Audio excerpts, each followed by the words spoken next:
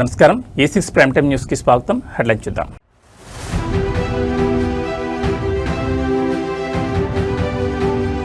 పాత బస్తీలో కేటీఆర్ ఛాయ్ పే చర్చ, చార్మినార్ నిమ్రా కేఫ్లో హఠాత్ సందర్శన.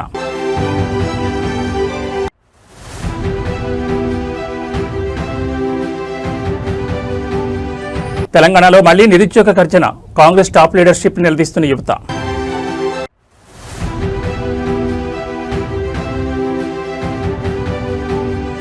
ఆవిర్భావ దినోత్సవ వేళ ఉద్యోగులకు తీవ్ర నిరాశ, పీఆర్సీ డిఏలపై రాని స్పష్టత.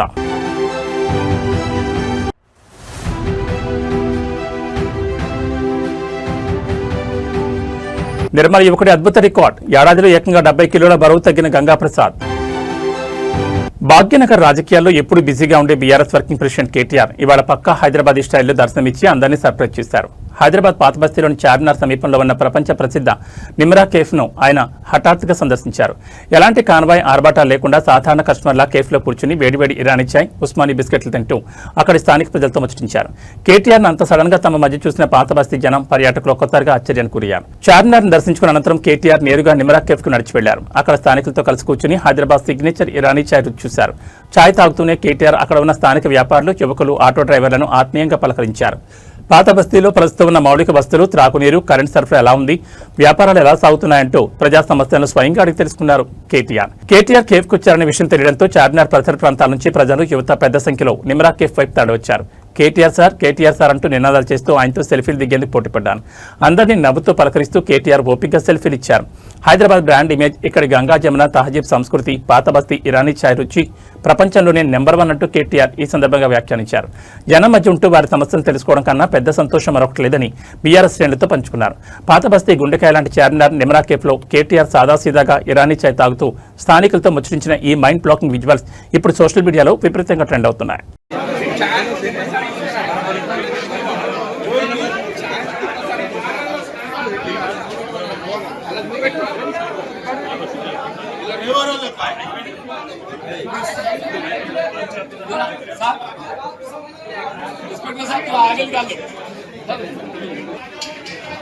తిరుపతి సార్ వాళ్ళు ఉన్నారట, చూపించుకోండి.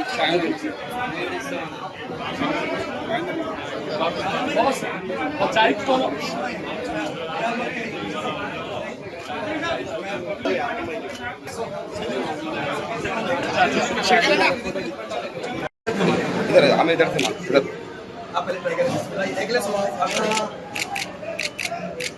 सर इधर सर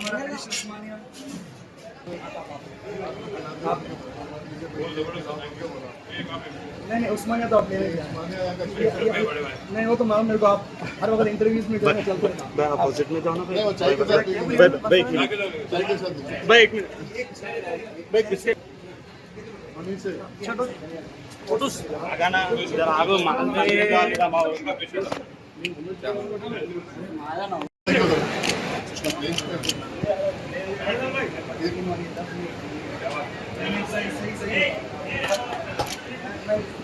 मेरे लाइफ के 5 एंटरप्रेन्योर जो मैं बिल्कुल डिफरेंट में से नीलोफर के सुशांत बड़ा ब्रांड है आपका मेरा ये मेरी फैमिली है, लोग मोबाइल में कुछ नहीं बोल सकते। मैं सामने खड़ा हूँ, सामने खड़ा हूँ। चलो हमारे सुरेश थोड़ा पिक्चर भाई। सरप्राइज यहाँ बोल के आए तो जरिए से आए अच्छा एक भी थी कि लेकिन मैं बोल दिया सर, कोई अल्फाज नहीं मैं शुक्रिया अदा करता हूँ। सही बात है, कोई अल्फाज नहीं जिसके वो गला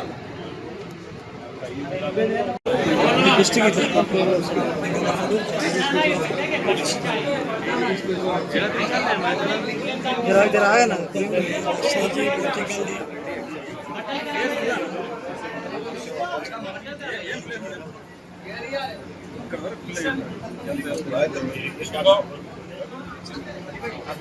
अरे भाई क्या है नींद बुलाने की देखा था ना ये बैठे के दिखता मेरे तक दावा अरे कोल्हापुर के मेरे साथ आए ना घर वाले आपके घर के पूरा करके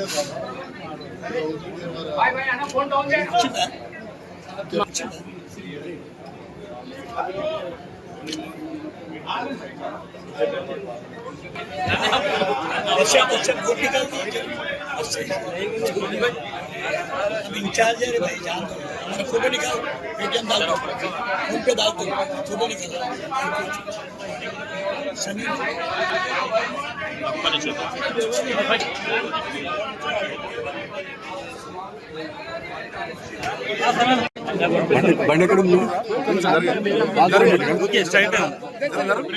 బాగా లాక్కోకండి ఆగండి ఆగండి అలా చేసుకుంది సార్ ఇటేస్తాడు తెలంగాణలో నిరుద్యోగ జెండా మరోసారి పాలకుల వైఖరిపై బుగ్గరూపం దాల్చింది. నిరుద్యోగ సమస్యలు, ఉద్యోగ నియామకాల చుట్టూ సాగుతున్న రాజకీయాలపై రాష్ట్రానికి చెందిన ఒక సామాన్య నిరుద్యోగి అటు ఢిల్లీ లీడర్ల నుంచి ఇటు గల్లీ పాలకుల వరకు అందరినీ నడిరోడ్డుపై నిలదీస్తూ చేసిన వ్యాఖ్యలు ఇప్పుడు సోషల్ మీడియాను షేక్ చేస్తున్నాయి. నాడు ఎన్నికల లబ్ధి కోసం ప్రవళిక అనే నిరుద్యోగి మరణాన్ని వాడుకుని గోల చేసిన రాహుల్ గాంధీ, రేవంత్ రెడ్డి, ప్రియాంక గాంధీలు ఇవాళ కాంగ్రెస్ అధికారంలోకి వచ్చాక 18 మంది నిరుద్యోగులు బలవన్మరణాలు పాల్పడినా కనీసం వారి ఇంటి వైపు ఎందుకు చూడలేదంటూ నిరుద్యోగ లోకం సంధించిన పవర్ఫుల్ ప్రశ్నలు పొలిటికల్ క్రోనాలజీలో పూర్తి వివరాలు చెప్తున్నాయి. ప్రస్తుత విద్యా ఉపాధి ప్రక్రియల్లో ఎదురవుతున్న తీవ్ర జాప్యంపై నిరుద్యోగ యువత తమ గతాన్ని, వర్తమానాన్ని పక్కా లెక్కలతో ఎండగడుతోంది. గత అసెంబ్లీ ఎన్నికల సమయంలో అశోక్ నగర్ వేదికగా ప్రబళిక అనే నిరుద్యోగ యువతి ఆత్మహత్య చేసుకున్న సమయంలో అప్పటి ప్రతిపక్ష కాంగ్రెస్ పార్టీ దీనిపై దేశవ్యాప్త రచ్చ చేసింది. ఏకంగా రాహుల్ గాంధీ, ప్రియాంక గాంధీ, ప్రస్తుత సీఎం రేవంత్ రెడ్డి ప్రబళిక పోస్టర్లు పట్టుకుని నిరుద్యోగుల పక్షాన తాము ఉన్నామంటూ భారీ పొలిటికల్ మైలేజ్ సాధించారని యువత గుర్తు చేస్తోంది. అదే కాంగ్రెస్ పార్టీ అధికారపీఠం ఎక్కిన తర్వాత వివిధ నోటిఫికేషన్ల లొసుగులు, వయోపరిమితి వివాదాలు, జీవో నెంబర్ 46 బాధితులు మరియు పరీక్షల వాయిదాల కారణంగా మనస్తాపం చెంది రాష్ట్ర వ్యాప్తంగా దాదాపు 18 మంది నిరుద్యోగ యువకులు ప్రాణాలు కోల్పోయారని అభ్యర్థులు ఆరోపిస్తున్నారు. ఇంతమంది చనిపోతున్న కాంగ్రెస్ అధిష్టానం గానీ, రాష్ట్ర మంత్రులు గానీ కనీసం ఆ నిరుద్యోగుల ఇళ్లకు వెళ్లి వారి కుటుంబాలను పరామర్శించే మానవత్వాన్ని కూడా చూపించలేదని నిరుద్యోగ సమాజం మండిపడుతోంది. ఓట్ల కోసం నిరుద్యోగుల శవాలపై రాజకీయాలు చేయడం మానుకోవాలని, నాడిచ్చిన హామీల ప్రకారం మెగా డిఎస్సీ గ్రూప్ నియామకాలు పూర్తి చేయకపోతే రాబోయే రోజుల్లో తాము కూడా అదే స్థాయిలో బుద్ధి చెప్తామని నిరుద్యోగులు లైవ్ లో తీవ్ర అల్టిమేటం జారీ చేస్తున్నారు. ఎన్నికల నాటి ప్రబళిక ఉదంతాన్ని గుర్తు చేస్తూ కాంగ్రెస్ టాప్ లీడర్షిప్ ను డిఫెన్స్ లో పడేసేలా నిరుద్యోగ యువత విసిరిన అస్త్రం ఇప్పుడు పొలిటికల్ సర్కిల్స్ లో హాట్ టాపిక్ గా మారింది.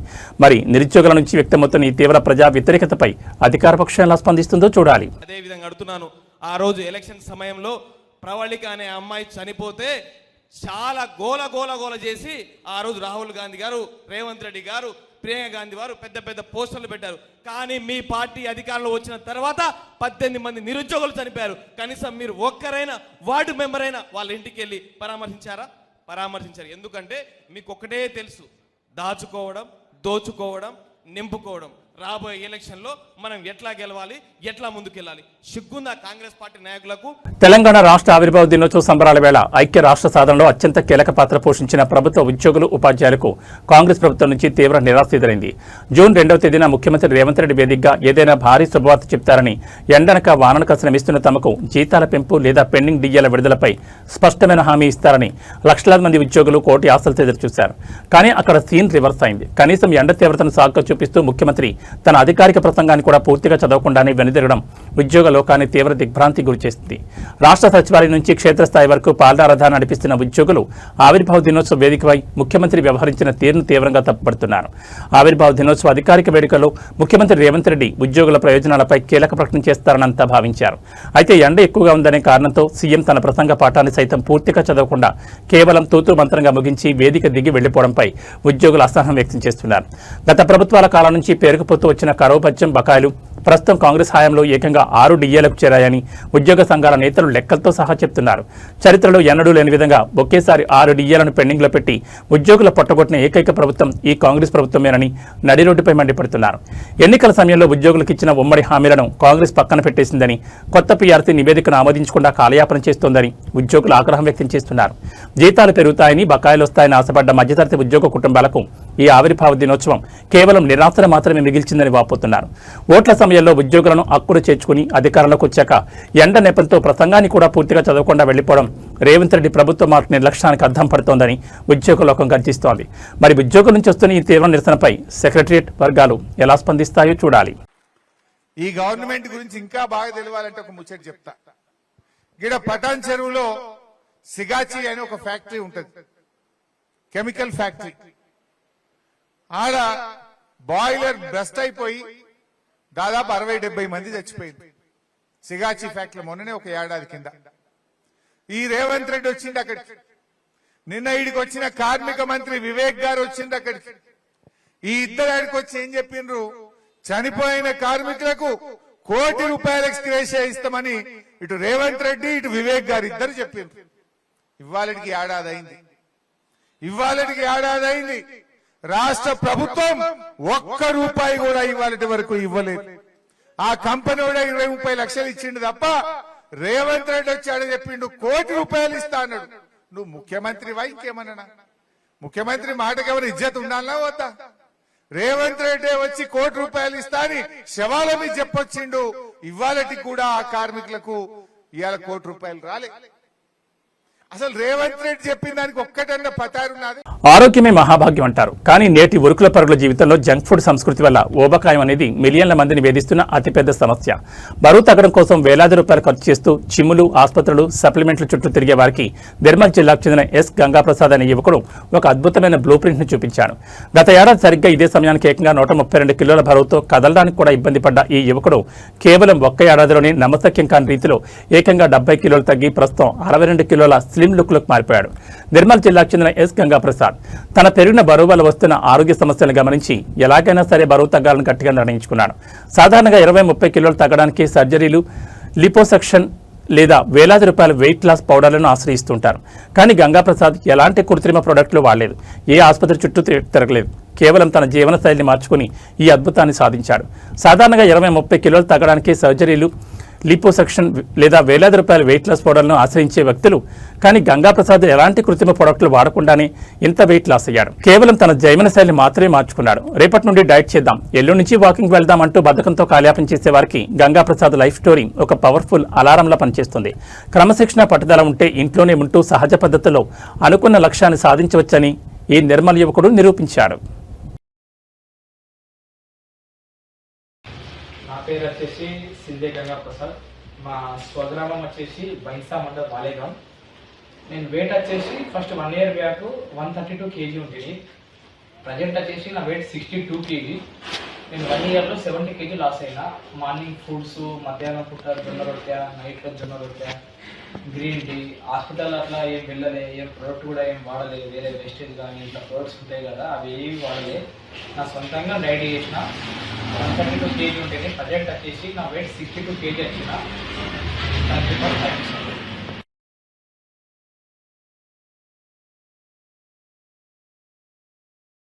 మాజీ ముఖ్యమంత్రి రాష్ట్ర వైఎస్ఆర్సీపీ అధ్యక్షులు వైఎస్ జగన్మోహన్ రెడ్డి ఆదేశాల మేరకు పెద్దాపురం నియోజకవర్గం వైఎస్ఆర్సీపీ ఇన్ఛార్జ్ దౌలూద్ దర్బాబ్ ఆధ్వర్యంలో కూటమి ప్రభుత్వం వెన్నుపోటుకు 2 ఏళ్లు ప్రజా వ్యతిరేక పాలనపై వైఎస్ఆర్సీపీ రాష్ట్ర వ్యాప్తంగా చేపట్టిన నిరసన కార్యక్రమంలో భాగంగా సామర్లకోట వైఎస్ఆర్సీపీ కార్యాలయం వద్ద నిరసన వ్యక్తం చేశారు దౌలూద్ దర్బాబు.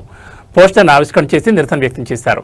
కూటమి ప్రభుత్వం ముఖ్యమంత్రి చంద్రబాబు నాయుడు 2 సంవత్సరాల పాలనలో సూపర్ 6 అమలు చేయలేదని, ప్రజలను మోసం చేస్తున్న ప్రభుత్వం ముఖ్యమంత్రి చంద్రబాబు నాయుడు వెన్నుపోటు రాజకీయాలు చేస్తున్నారని నిరసన వ్యక్తం చేశారు.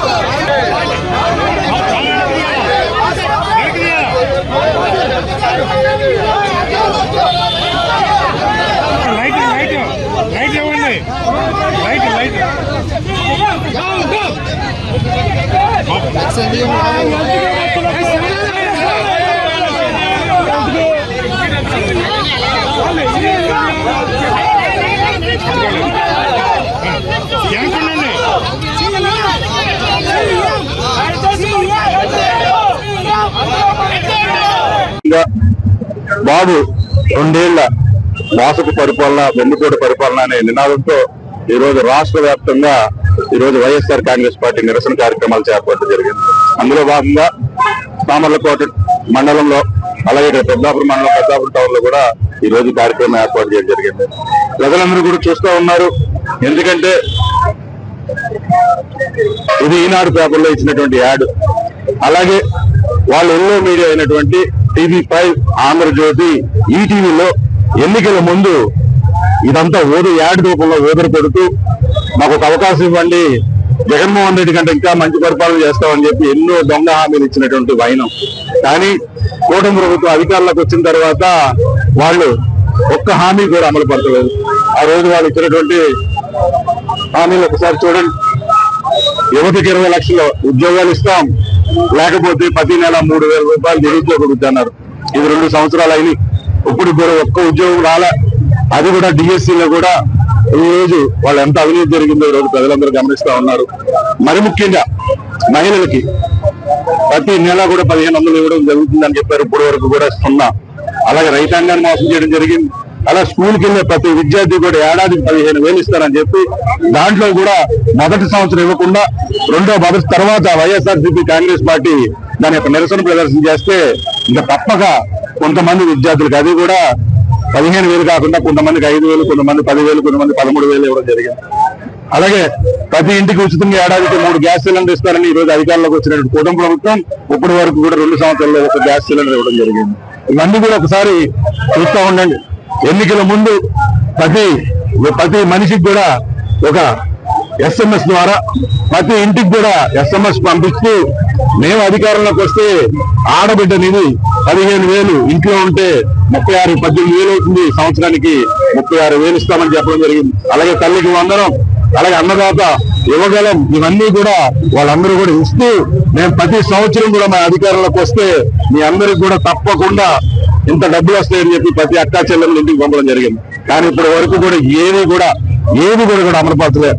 ఇది చూడండి, భవిష్యత్తు గ్యారంటీ, ఇది బాబు గ్యారంటీ అని చెప్పి ఆయన ప్రమాణం చేసినటువంటి పత్రం.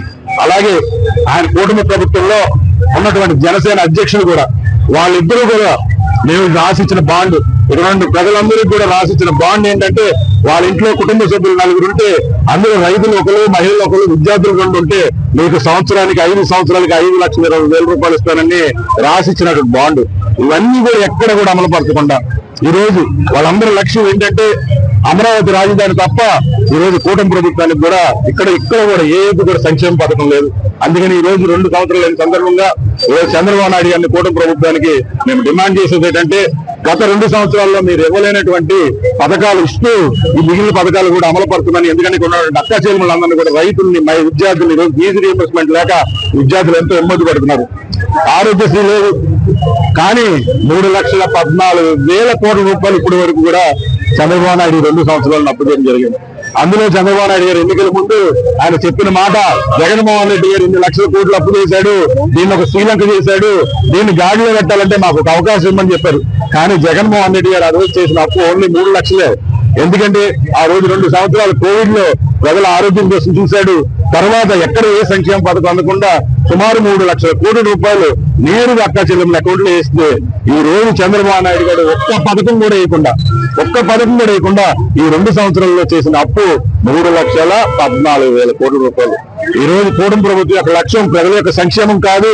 ఇక్కడ ఉన్న ఎమ్మెల్యే కావచ్చు, ప్రతి ఎమ్మెల్యే కూడా ఇక్కడ ఉన్న మట్టి గ్రావెలు ప్రతి దాంట్లో కూడా చూసుకుని వాళ్ళ యొక్క సంక్షేమం కోసం చూస్తున్నారు తప్ప ప్రజల యొక్క సంక్షేమం కోసం చూడలేదు. ఈ సందర్భంగా తెలియజేసుకుంటూ తప్పకుండా మరలా 9వ తారీఖున మరలా ఇంకొక నిరసన కార్యక్రమం ఉంది.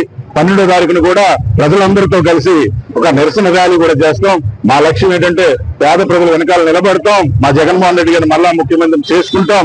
మళ్ళా ముఖ్యమంత్రి చేసిన తర్వాత ఆయన మళ్ళా ప్రజలందరూ కూడా సంక్షేమ పరిపాలన అందిస్తారని ఈ రోజు తెలియజేసుకుంటూ ఏలేశ్వరం మండలం చెన్నింపేట మరియు సిరిపురం గ్రామంలో ఉపాధి హామీ శ్రామికులకు మజ్జిగ ప్యాకెట్లు పంపిణీ చేశారు ఏలేశ్వరం ఎంపీపీ గొల్లపల్లి నరసింహమూర్తి. ప్రస్తుత వేసవి దృష్ట్యా చెన్నింపేట మరియు సిరిపురం గ్రామంలో ఉపాధి హామీ శ్రామికులకు శ్రీ సీతా ఈశ్వరి చారిటబుల్ ట్రస్ట్ ద్వారా మజ్జిగ ప్యాకెట్లను ఏలేశ్వరం ఎంపీపీ గొల్లపల్లి నరసింహమూర్తి పంపిణీ చేశారు. ఈ కార్యక్రమంలో అన్నవరం ట్రస్ట్ బోర్డు సభ్యులు ధనేకుల వీరభద్రం, బీజేపీ నాయకులు కొల్లా శ్రీనివాస్, మాజీ ఎంపీటీసీ వనం మంగ, ఎన్డీఏ శ్రేణులు, ఎన్ఆర్ఈజీఎస్ సిబ్బంది పాల్గొన్నారు.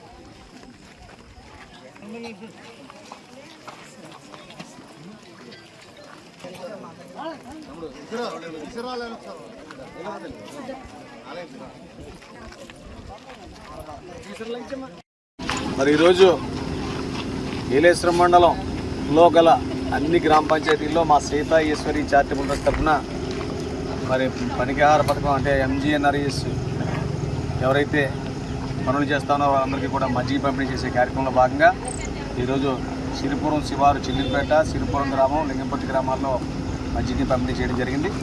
ఈ కార్యక్రమంలో మరి అతిథిగా ముఖ్య అతిథులు హాజరైన మరి జ్యోతుల పెద్దబాబు గారు, కంటిపూర్ మోహన్ గారు, చిక్కా లక్ష్మణరావు గారు, కంటిపూర్ శ్రీధర్ గారు, మోగుతాటి ఈశ్వరుడు గారు, ఇతర పెద్దలందరూ ఈ కార్యక్రమంలో భాగస్వాములు అయ్యారు. మరి వేసవి దృష్ట్యా వాళ్ళంతా కూడా ఇబ్బంది పడుతూ ఉన్నారు. దానికి మరి చేతుడు వదడిగా ఉండాలనే ఆలోచనతో ఇవాళ మజ్జిగ పంపిణీ కార్యక్రమం చేయడం జరిగింది. మరి మండలంలో అన్ని గ్రామాలు అయిపోయి ఒక తిరుమల గ్రామం మినహా మరి సుమారు 8,000 మందికి మజ్జిగ పంపిణీ చేయడం జరిగింది. వారి నుంచి మరి తిరుమల గ్రామంలో మండలంలో అన్ని గ్రామాల్లో కూడా ఈ మా ట్రస్ట్ తరఫున మజ్జిగ పంపిణీ చేస్తున్నందుకు చాలా సంతోషిస్తూ అందరికీ కూడా ఆసరాగా ఉన్నామని చెప్పి భావిస్తూ మరి ఈ కార్యక్రమంలో నాతో పాటు భాగస్వామ్యం వీరందరికీ కూడా నా యొక్క హృదయపూర్వక నమస్కారాలు తెలియజేసుకుని సెలవు. ఇంద్రకీలాద్రికి చేరుకున్న సందర్భంగా ఆలయ ఈవో వీకే సేనా నాయక్ దగ్గరుండి అధికారిక ప్రోటోకాల్ ప్రకారం ఘనస్వాగతం పలికారు. వీఐపీ ప్రోటోకాల్ నిబంధనలకు అనుగుణంగా చైర్మన్ మరియు వారి బృందానికి ఎటువంటి ఇబ్బందులు కలగకుండా ముందస్తుగా ప్రత్యేక దర్శన ఏర్పాట్లను ఈవో పర్యవేక్షించారు. అమ్మవారి దర్శనం, వేదాశీర్వచనం, దర్శనం, ఆశీర్వాదం కమిషన్ చైర్మన్ అంతర్ సింగ్ ఆర్య గర్భాలయంలో కొలువై ఉన్న కనకదుర్గ అమ్మవారిని దర్శించుకుని ప్రత్యేక పూజలు మరియు అర్చనలు నిర్వహించారు. దర్శనానంతరం వేద పండితులు ఆశీర్వాద మండపంలో చైర్మన్ కు అత్యంత భక్తి శ్రద్ధలతో వేదాశీర్వచనం అందజేశారు. ఆలయ ఈవో వీకే సేనా నాయక్ చైర్మన్ కు అమ్మవారి శేషవస్త్రం, ప్రసాదాలు మరియు పవిత్ర చిత్రపటాన్ని అందించి ఆలయ మర్యాదలతో సత్కరించారు.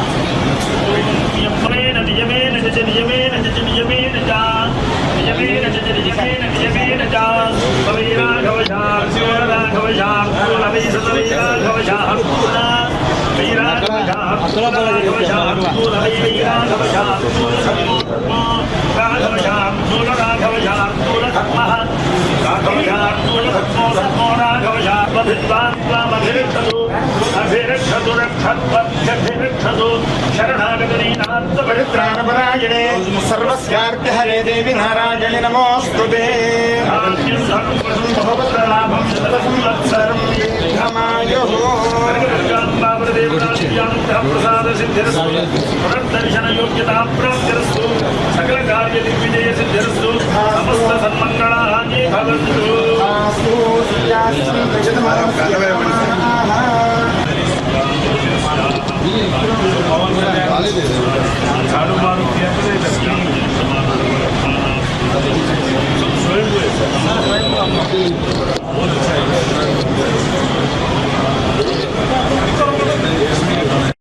కరీంనగర్ జిల్లా హుజూరాబాద్ పట్టణంలోని గ్యాస్ గోడౌన్ సమీపంలో 2 పాములు ఒకదానొకటి పెనవేసుకుని సయ్యాట్లాడుతూ స్థానికులను ఆశ్చర్యానికి గురిచేశాయి. సాధారణంగా పాములను చూస్తే భయపడే ప్రజలు ఇలా 2 పాములు నాట్యం చేయడం చూసి ఆసక్తిగా తిలకించారు. సుమారు అరగంట పాటు కొనసాగిన ఈ అరుదైన దృశ్యాన్ని పలువురు తమ సెల్ ఫోన్లో చిత్రీకరించారు. ఇప్పటివరకు ఇలాంటి ఘటనలను వీడియోలో మాత్రమే చూసిన వారు ప్రత్యక్షంగా చూడడంతో ఆశ్చర్యం, ఆనందం వ్యక్తం చేశారు.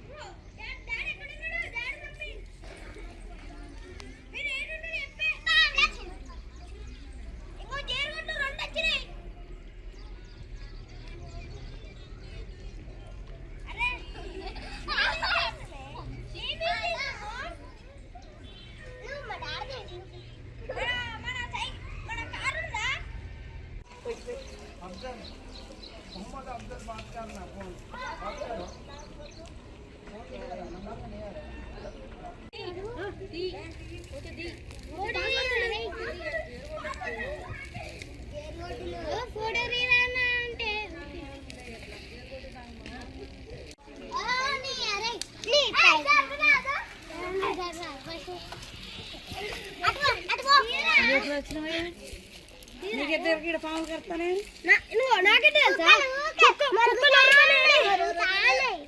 అప్పుడు వీడి చూసి బాగా